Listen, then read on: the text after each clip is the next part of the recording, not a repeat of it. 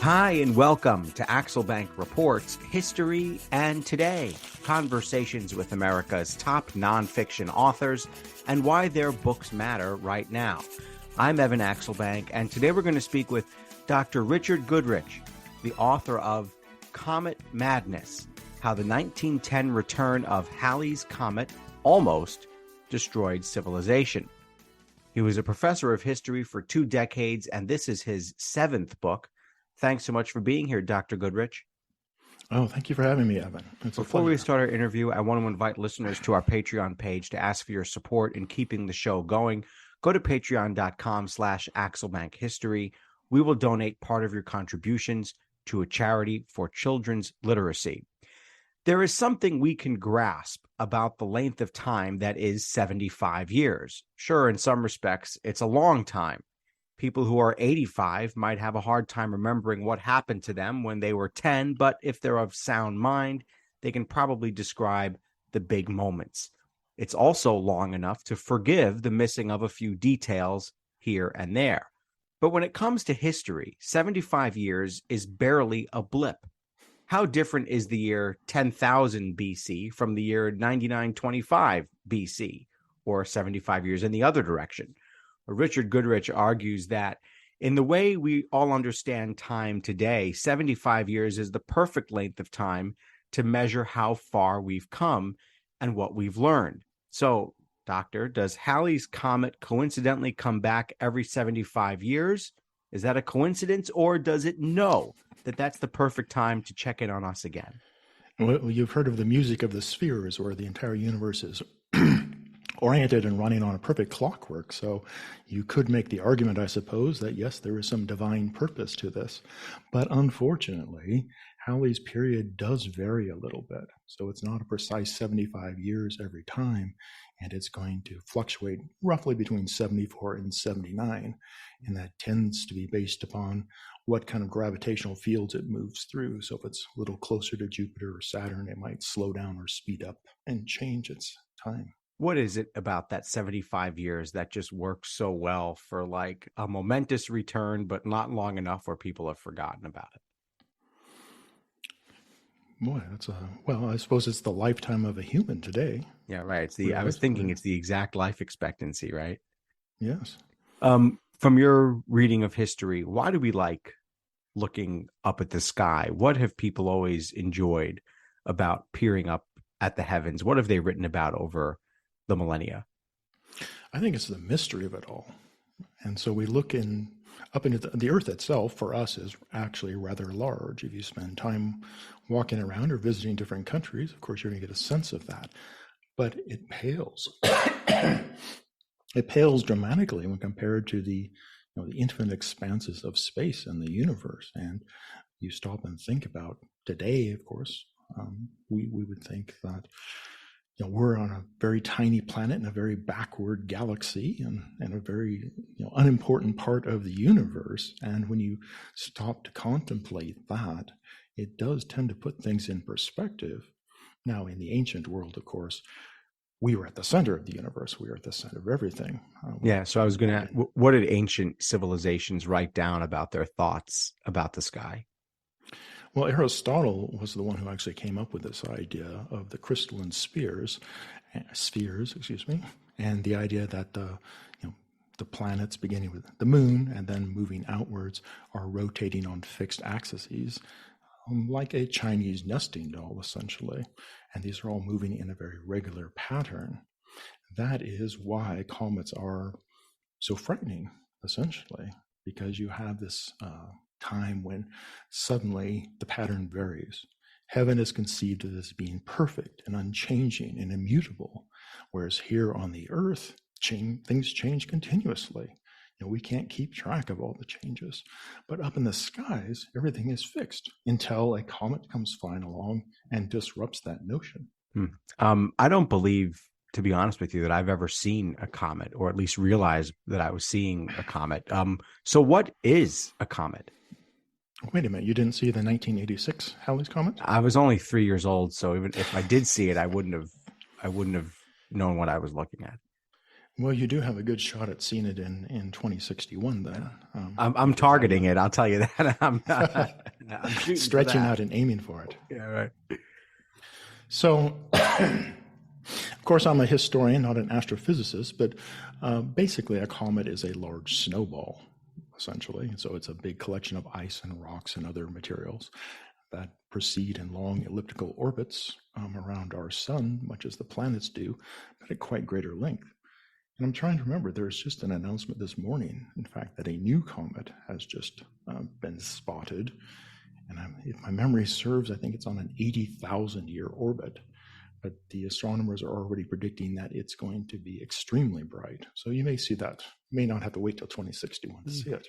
Do we know anything specific about how Halley's Comet formed and how much exploration modern scientists have done of it? Yeah, I think you're kind of getting out of my ballpark. All right, sorry. You're an author, not a scientist. I was just curious. I'm a historian. Yeah, a historian. So what exactly, where exactly does it go? How fast does it go? How big is it? And I guess we're sure that it's not going to smash into us? Well, nothing is certain, I suppose. As I said, it's about 5 kilometers across.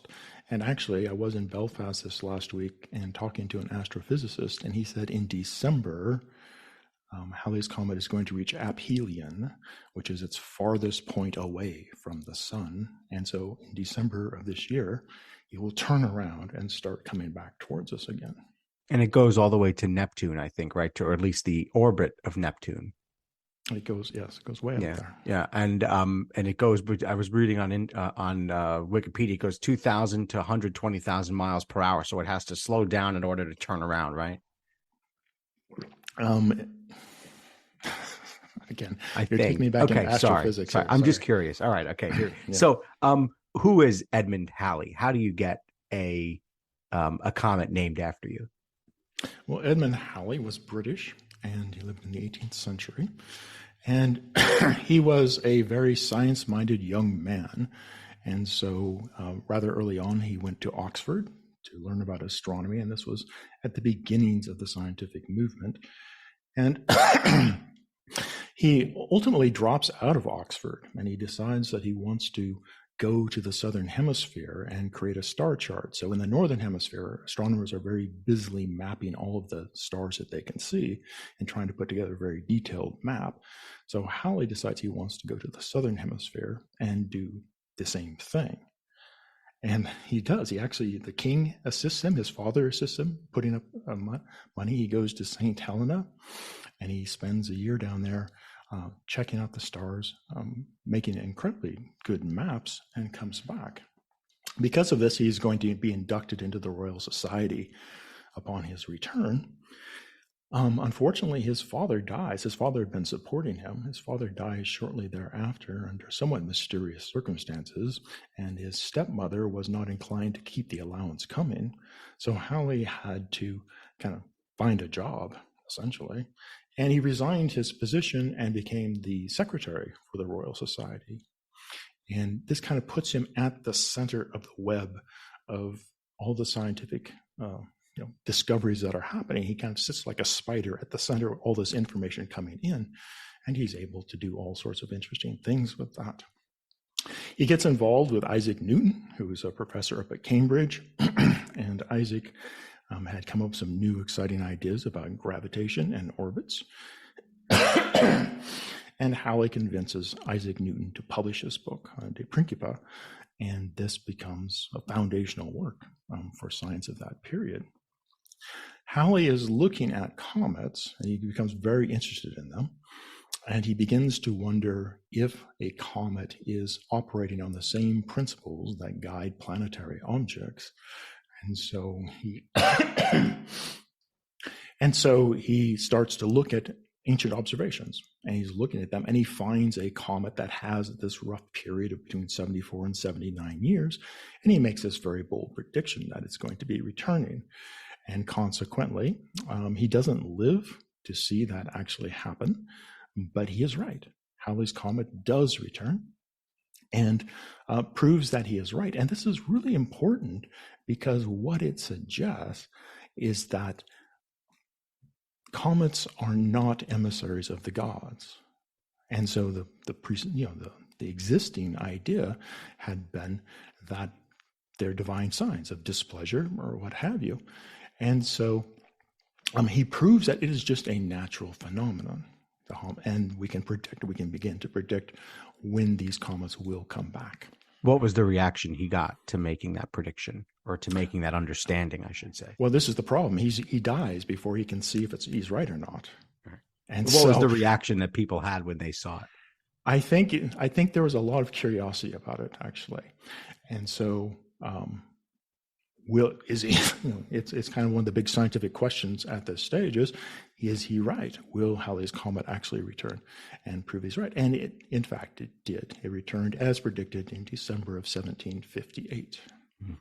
So of all the times the comet has visited us, and I think I got it right, but maybe not, 1986, 1910, 1835, 1759, 1682, and on and on and on. Why did you decide that 1910 was the visit that needed to be written about?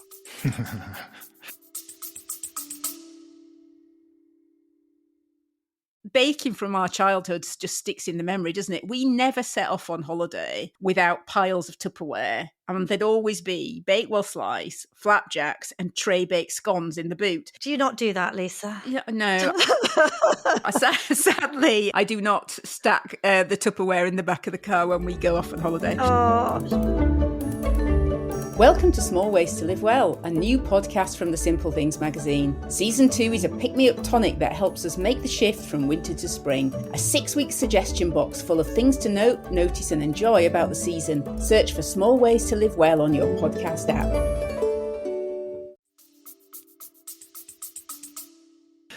1910 really is a very interesting year. We're kind of poised on the beginning of the technological explosion that's going to reshape America and American life. If you went back to 1835, one of the points I make in the book, realistically, the way people are living in 1835 is not much different than what you might have lived in the medieval era, in the Roman era. I mean, you take a Roman to 1835, they're going to see some strange things, but they're going to be wildly out of place. Take a Roman to 1910, and there's been a technological revolution. So I got very interested in this project. It's kind of an interesting story. I was working on a teaching project, actually. So I used to teach a senior dissertation at university, and all our history students would have to write a 10,000-word thesis. Now, even though they'd been with us for 4 years as undergraduates, that capstone project still was a bit daunting for some of them. And so one year I decided, as kind of an experiment, what I would do is I would write a senior thesis alongside of them. So I take them through a 9-step process, essentially, from coming up with an idea to actually turn in the final draft. And I said, I will work with you. I'll be a couple of weeks ahead, so you'll always have these examples to refer to see what it is I'm hoping you're going to be doing. Well, I am by nature and training an ancient historian, and it would have been very easy for me to go back and do something in 4th century Rome. That wouldn't have been a challenge for me. But I thought, I'd like to do something a little different, something that puts me into a pool that I don't know a lot about. And so I was casting around, and I came across, there's a very small town on the west coast of Washington State called Aberdeen. It's right out on the coast. And there was an article, I was just kind of reading things about Halley's Comet, and there was an article in there where the Daily World, which was one of the big newspapers of the time there, had said farmers and ranchers living up the Wishkah River, which runs a little north of Aberdeen, are in a panic right now. Now, this is May of 1910. They're in a panic right now, and they've been going down to the river where the holy rollers are baptizing people because they're all afraid they're going to die. Well, 2 weeks later, a very irate farmer wrote a letter to the editor of the Aberdeen Herald, which was the competing newspaper in town, and said, that is absolute nonsense. That's, if you want to use a modern phrase, fake news. Nobody is getting baptized in the Wishkah River. We're not a bunch of country bumpkins. And I thought, well, that's a very interesting thing. And I started pulling on that thread, and eventually a book came out at the end of it. And then just like that, right? It took almost no Just work. like Right? that. Just kidding. So what were your sources for the book beyond that? Is there a repository of Halley's Comet information and articles, or did you have to go searching paper by paper by paper Oh, by no. paper? No, it's paper by paper. So I looked at about 200 different newspapers during this time. This is a lot easier in point, now, simply because a lot of these have been digitized.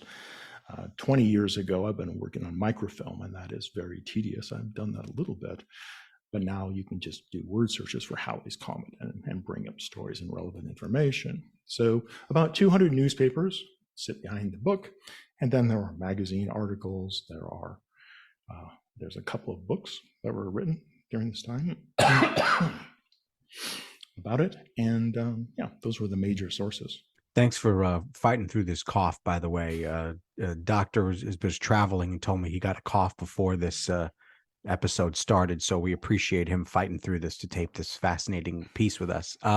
We focus on America on this show. Of course, the comet visited the whole world, but let's talk just for the sake of prudency here and efficiency. Let's talk about where America was socially and scientifically in 1910. So, socially, we're on the verge of a major war. Scientifically, as I said, many exciting things are happening. Radio has happened. Aviation has begun. So it's been 7 years since the Wright brothers flew. And there's been a big exhibition, the first international air show in Los Angeles, California. So men are getting off the ground in powered aircraft for the first time. And people are actually able to see them do this, which is a fascinating thing. And we're living in a world still, there's a migration to the cities, but I think we're still primarily rural. And that is, I think, what makes it interesting, because all of these tiny little towns are all served by newspapers. And if you're living in a very small town in the center of Kansas or something like that, that's where you get your news. You don't get it from the internet. You don't get it from television, radio. I guess you get it from books. Magazines are still a possibility. Where was the American mind in those years in terms of what they understood about the supernatural? I'm going to things like Bigfoot and ghosts and aliens, things like that. Where were we at when it comes to the understanding of whether those things were real or not? At this time, there's not a lot of information. There are a lot of wild theories going around. Spiritualism is a very big thing at this time. And excuse me, one of the leading scientists that I talked about in my book, the Frenchman Camille Flammarion, is very busy or very interested in sort of this spiritualistic dimension to things. And there is kind of a merging of that. So Flammarion, for instance, believed in metempsychosis, the ascension of souls. You lived here on the earth, and then when you died, you went to Mars, and you became a different sort of being that was adapted to that planet, and you were working your way up through transmigration. So, Okay. All right, that sounds like a good theory. Where was American media at in the early 1900s? What's interesting is that there was this whole progressive era where there was pretty good journalism being done. There was muckraking, and there were all these famous journalists who come of age and who write stories during the Roosevelt administration. But it appears from reading your book that most reporters, or if not, maybe not all of them, but many of them were not raking muck and were instead doing the most irresponsible thing you could be doing, which is promoting chaos in order to get viewership and readership. Yeah, I think the best critic of that time is Upton Sinclair, who in 1919 wrote his book, The Brass Check. And The Brass Check, it didn't make a huge impact at the time, but scholars today think it was a very cutting critique of the media business at that time, which of course is primarily newspapers and to a lesser extent magazines, and still very relevant for our own age, no question about it. And so Upton Sinclair, he identified some major problems, and what he felt was the largest problem facing the American media was corporate ownership. Now, he's a socialist, of course, and he's not in love with the capitalist system, but he is concerned that publishers are stifling the news in the interest of advertisers or in the interest of the corporations that actually own the large newspapers and the Associated Press, which is really the primary pipeline that news is disseminated across the United States. People got their news only from newspapers, mostly from newspapers. I'm going to say mostly from newspapers. Yeah. There was radio. There's not radio, commercial broadcast radio yet. Mm-hmm. So what did they know about the comet, and what did they think they know about? What did they think they knew about the comet? And they knew what they read in their newspapers, basically, and this was the problem. Yeah. And what was the picture that the media was painting of this comet? Yeah, the big problem here is that to sell newspapers, you've got to catch people's attention. And I think this is true then, it's true now. I mean, you want people to continue to read your newspapers, you want them to subscribe to your newspapers, you need to have the interesting content that's going to keep them enthralled.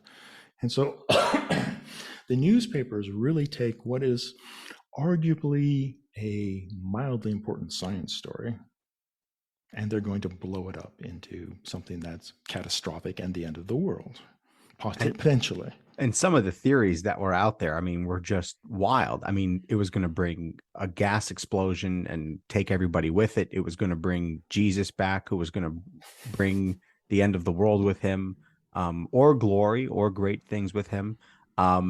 People killed themselves because this comet was coming. I mean, explain how varied and also how pervasive these wild theories were.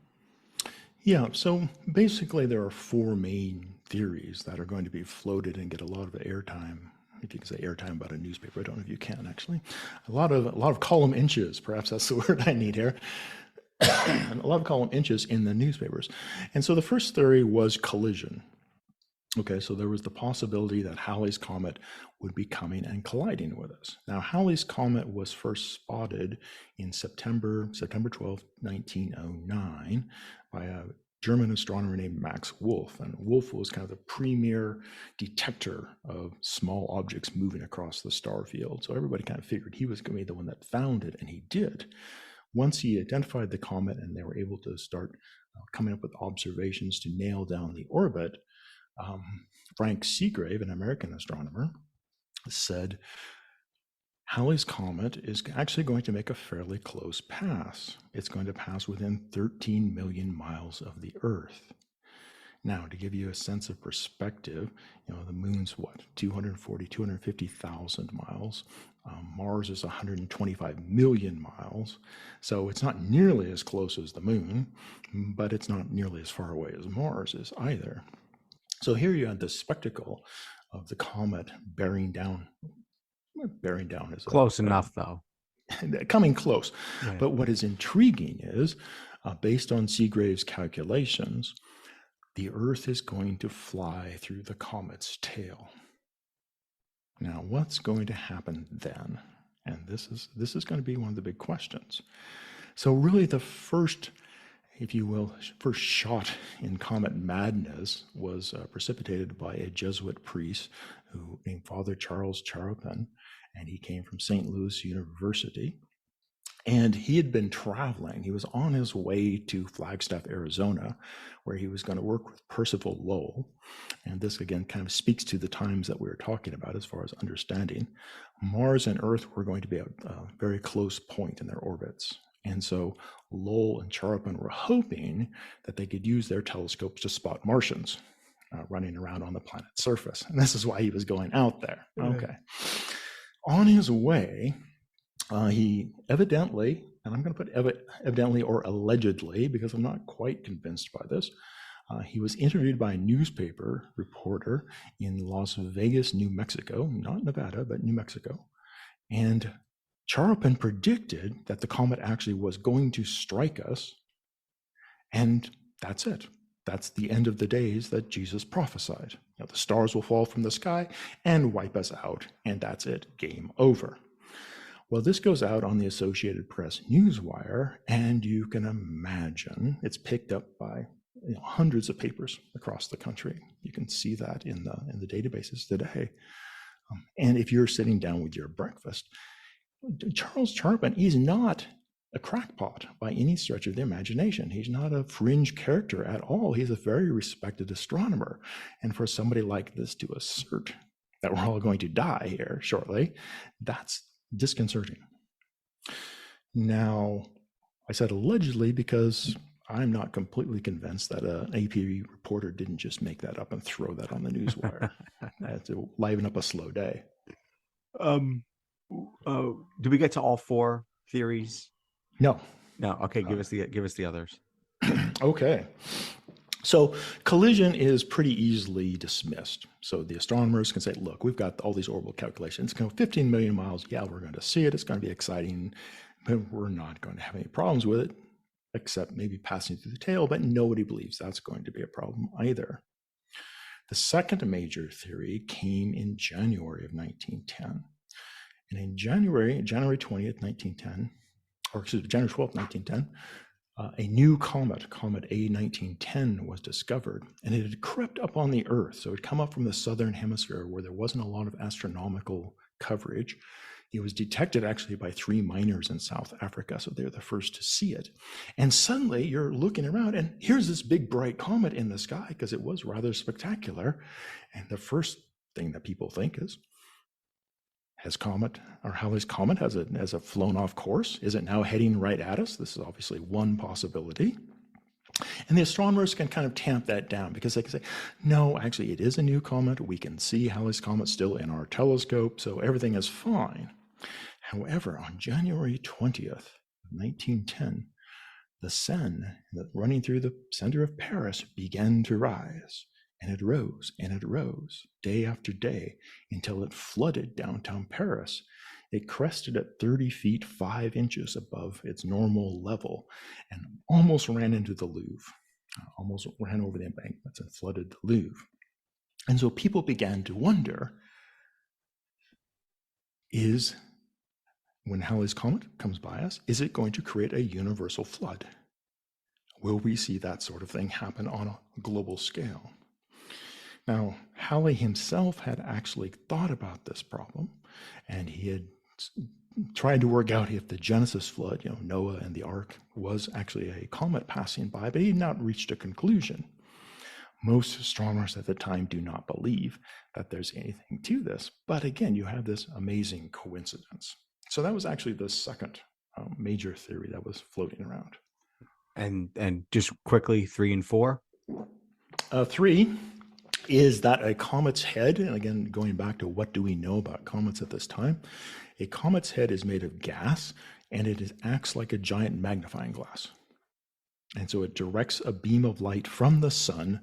And if you ever were in grade school, I'm sure none of your listeners would be so uncouth like I was to do this. But if you're out on the playground burning things at recess with your magnifying glass for sport, you know what that's going to be like. And so this was one possibility, that this magnificent beam of energy could scorch the Earth, or as the guy who came up with the theory predicted, it would set off geological disturbances. So you'd have massive earthquakes everywhere, you'd have volcanic eruptions, explosions of gases and mines. So that was the third possibility, the cometary lens. And the fourth is the gas of the tail itself. And so what is going to happen when the comet, when it slides by and the Earth passes through its tail? Well, most astronomers, most credible astronomers, believe nothing is going to happen. Our atmosphere is far too thick, and the comet's tail is gas that stretches 15 million miles. It's extremely diffuse. But in the early spring of 1910, astronomers doing spectrography detected that there's cyanogen gas in the tail, and cyanogen gas is a close relative of cyanide. And if you can imagine, suddenly we're all facing extermination like bugs as the exterminators are looking by. I'm glad the scientists who predicted nothing wound up being correct. All right. So what did the American government, and I'm curious about President Taft also, what was their response to this, and how did they prepare people, if at all? I'm not actually familiar with any official response from the American government. So this wasn't like Y2K where the government was like checking this whole thing out. And do we know if, yeah, go ahead. Now, I should say, I don't want to accuse the government of negligence, because most serious scientists are still saying there's not going to be anything. It's going to be an interesting scientific event. There's nothing to worry about. That's not stopping newspapers from spinning out disaster scenarios. Weird, huh? That would never happen today. What about President Taft? Is he on record at all on this? Did you find anything? I didn't know. Wow, interesting. All right. So if we could have been there for that first moment, your scene in Oklahoma, which you opened the book with, you really wrote that beautifully, by the way. Explain what we would have seen if we were with those folks in Oklahoma as the thing zoomed on over. So we're in Alene. It's a tiny little town. And what allegedly, according to the newspaper story, had happened was Henry Heinemann was a leader of a cult at this time called the Select Followers. And he had decided that Halley's Comet was going to destroy everything. And so the obvious thing to do in this situation is to offer a sacrifice to the gods or the god, and that will appease the wrath. And so they had selected a young girl from their group, and they'd taken her out into the mountains, and they were getting ready to kill her when Sheriff Hughes led a posse of men thundering up the canyons, and they rescued the girl at the very last moment. So this is one of those wonderful stories where justice prevails and everything has a happy ending. Now, there are some problems with this story. The first problem is Alene, Oklahoma is a very small town at this time, about 300 people. It has one paper.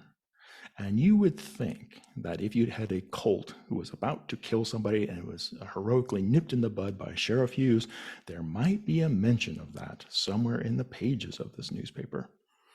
The newspaper is talking about the comets, but in a very matter-of-fact way, very sensible way, actually. Nothing is there. And so go and search.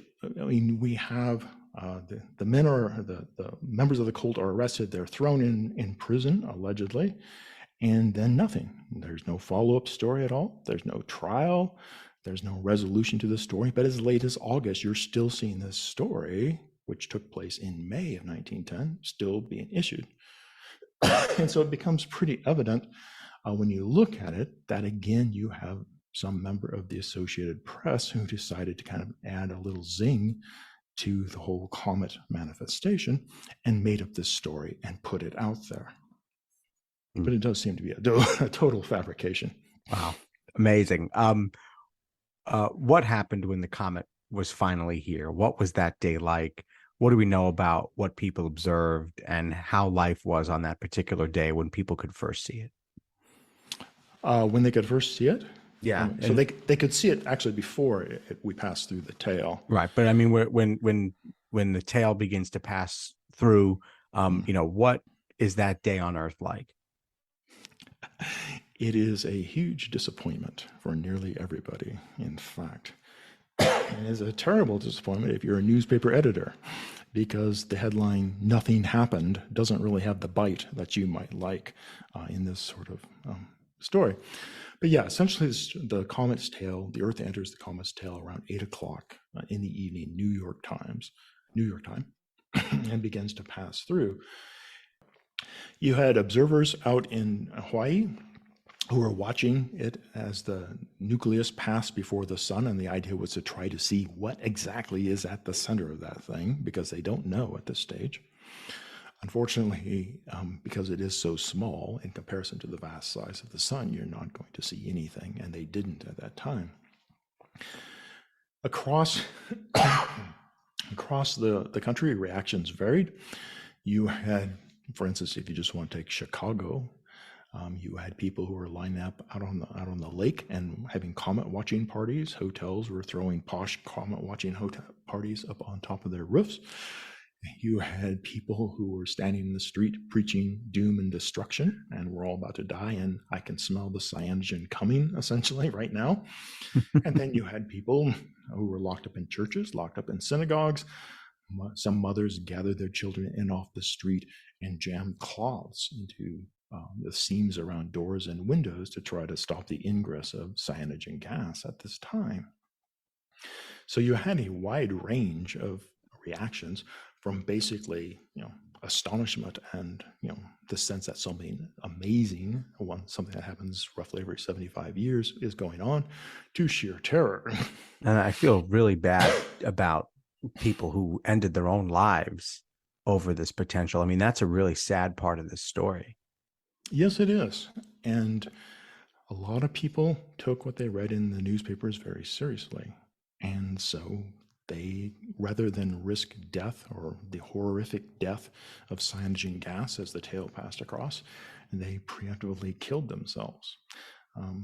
Do we know how many? I don't have a number. Boy, I've tracked down several in the book. And then again, I always try to balance, well, is this somebody who really did kill themselves, or is it just a story about somebody who killed themselves? Right. And typically then I go back and look for death records. And what you find in a lot of the people who killed themselves, it's suicide due to temporary insanity. It's usually the coroner's verdict. What were the lessons people took away from the hysteria? What are the lessons that we can take away from the hysteria and the buildup to this whole thing and the irresponsible nature with which many people carried themselves under, in the run up to this comet's appearance? I think what's really interesting is the lack of accountability for the media at this time. And I think that's something we need to always be thinking about. So when this happened and nothing happened, who do the media blame? Do they blame their coverage? No, they blame the scientists who had allegedly misled all of the people. And that's not really very accurate. I hear some rhyming with recent events here on Earth. Did anything rhyme in particular to you? I didn't know if you wanted to go there, actually. I'm opening the floor to you. I'm the host. You're the guest. You can say what you'd like to say about it. Well, I think what we're seeing in breaking news right now in the Fox Dominion case, where you have people who are respected by a good part of this population, and presumably giving truth from their news desks, they are incredibly cynical about the whole operation. What does this say about the need to nurture science and education today? I think it's absolutely vital. A well-informed public, and not just science, but simple civil education is an incredibly important thing. Science itself, I mean, in a certain sense, it's grown past the amateur. And so this was really 1910, still the age of the amateur. You did have professional astronomers, but you had a lot of amateurs working out there as well, coming up with their own theories and ideas. So I think we have a problem where science is somewhat difficult to understand. And I think one of the things that hinders that is the scientific method. So in science, when science works well, we cling to a theory until we find evidence to counter that theory and move on. Now, if you are, sitting there reading scientific pronouncements coming across your internet browser, I mean, think about butter, for instance, is the one I always think about. So butter was good, and then butter was determined to be very bad. It will cause heart attacks. Julia Child would jump up and down and say, no, butter, it really is still good. But then a few years later, scientists came back and said, oh, well, butter looks all right, but now butter is bad again. Red wine was really good, part of the Mediterranean diet, and now it's bad. The pendulum keeps swinging as there's new information. And so the tendency is to think, well, those scientists just don't know what they're talking about. They can't make up their mind. And so if you have a world that wants certainty, the scientific process can be a little difficult to grapple with, and we'll challenge that. What do you think about when you look at the Webb telescope and the images that it sends back? I mean, that kind of takes Halley's Comet and puts it into a whole new perspective, and everything out there too, doesn't it? It is, and that's going back to what we were talking about just at the beginning of the hour. I think, this sense of the incredible vastness of space. It's almost impossible to get your mind around. And so I sometimes like to go out to the coast and look at, rocks and promontories that have been there for, a billion years or several million years. And you think about that and think that incredible span of time, it seems almost eternal. But when you compare that to the vastness of the universe, it just, it's very difficult to, not have a bit of humility in the face of all of it, I would say. Yeah, no kidding. What are your wishes for us as a civilization for when this comet again reappears and makes a visit in 2061? It would be really nice if Halley's comet came back and we'd learned how to get along a little better. And what is the realistic side of you saying? Nuclear Armageddon. Yeah. Let's hope not. I don't know. I find life, here where I live, a little frustrating. And you're in Palestine, right? I am in Palestine, which is a very classic example of people not getting along. And you can argue the United States is way back off the scale towards the center a little bit from that. But I think about U.S. politics, and again, I'm not a political science. I'm just an amateur here by all stretches of the imagination. But it's become really a team sport, hasn't it? It's become like sports. So I'm on this team, you're on that team. And our job is to get out and smash your team and win, win, win. And this idea that somehow we need to come together from different teams, different perspectives, and try to forge compromise and work that out, that's very idealistic, I'm sure, in the current age. But that's what I would like to see. Why do you find the intersection of history and travel to be so powerful? And just to set this up, I guess I should have said this first, but your Twitter profile says you want to build a Twitter community at the point where history, travel, and photography intersect. History, travel, and photography. Why do you find that intersection so powerful? Well, it's the three main things that I love to do most. Writing, I suppose, would be the fourth if you're going to put that in there. But I resigned my position at my university position after 20 years to pursue writing about the world, and left the classroom. And my brand is the peripatetic historian, which is to get out and peripateticate, to walk around and see things. And so one of the big things I'm doing right now is walking around Palestine and seeing things. And for me, I am by training an ancient Roman historian and early church historian. So to be here is a bit like being in Mecca if you were a Muslim. It's a fascinating place. And so these things all come together, I think. And trying to traveling, but trying to travel not only horizontally, but through time, if you will, to try to see what is in these different cultures that have made them what they are, I think is absolutely fascinating. And then, of course, I do like to take pictures of it. And so I have something to put on Twitter. Is it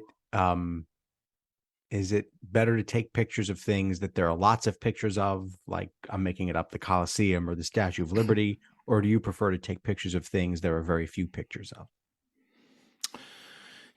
Everybody has a cell phone, and there are not many things left that haven't been photographed. That's kind of the sad reality of that. I mean, it's a good thing, I suppose. It will give us a great documentary record for 100, 200 years ago surviving if we, keep those sorts of records. But I like both. So I would definitely look for something that is rare and unique, or my own personal take on it. So I've taken pictures of the Colosseum, but I've tried to do them in my own unique way. What makes a great photograph for you? It's black and white. Why? I've always been drawn to black and white. So I used to do film photography, and of course now it's rather difficult if you're traveling around. So I am digital, but there's something you strip away a layer, I think, when you do black and white photography, and you take color out of the equation and you're looking at tones, and it's a very different way of seeing the world, and it's a more abstract way of seeing the world. Have you decided what your next project is going to be yet? I am working on a few things, but just kind of kicking them around at this stage. All right. Dr. Richard Goodrich, the author of Comet Madness, How the 1910 Return of Halley's Comet Almost, in parentheses, almost destroyed civilization. Thanks so much for being here. Thanks for having me, Evan. Check out the book. Check out his website, which is richardjgoodrich.com. He's on Twitter at RJ_Goodrich. I want to invite listeners to our Patreon page to ask for your support in keeping the show going. Go to patreon.com/AxelBankHistory. We will donate part of your contributions to a charity for children's literacy. And thank you for listening to Axel Bank Reports History and Today, conversations with America's top nonfiction authors and why their books matter right now. Check us out on Facebook, Twitter, and Instagram at Axel Bank History. We update those with clips from the show, guest announcements, and book recommendations. See you next time. Thanks.